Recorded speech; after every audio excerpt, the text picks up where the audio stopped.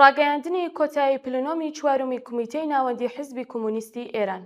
بەم جۆرە بە ئاگاداریتان دەگەێنین کە پلنۆمی چوارمی کمیتەی ناوەندی حیزبی کۆمونیستی ئێران ڕۆژی شەممە 12 گوڵانی 1405 بەرامبەرە لەگەڵ 2 ئەیاری 2026 بە بەشداری ئەنجامانی کمیتەی ناوەندی حیزبی کۆمونیستی ئێران و هەروەها ژمارەیەک لە هاوڕێیانی کمیتەی ناوەندی کۆمەڵە و کمیتەی تەشکیلاتی دەرەوەی وڵاتی حیزب کە وەک چاودێر بانگەشکرابوون بەڕێوەچوو.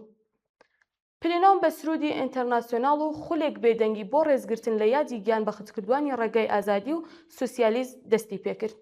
دەستوری کاری پلنۆم بریتی بوو لە راپۆرتی سیاسی و تەشکیلاتی کمیتەی ئیجرایی حیزب بە پلنۆم، تاوتۆکردنی چەندین بڕیار و پەسەندکراوی ناوخۆی حیزب، دابەشکردنی کار و ئەرکەکانی ئەنجامانی کمیتەی ناوەندی حیزب.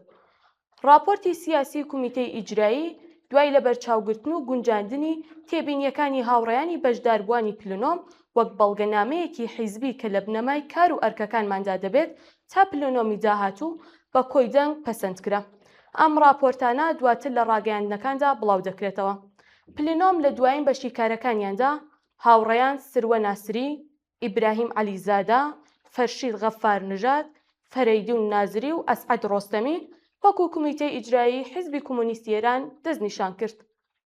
کمیتەی ناوەندی حیزبی کۆمونیستی ئێران 12 گوڵانی 1405 2 ئەیاری 2026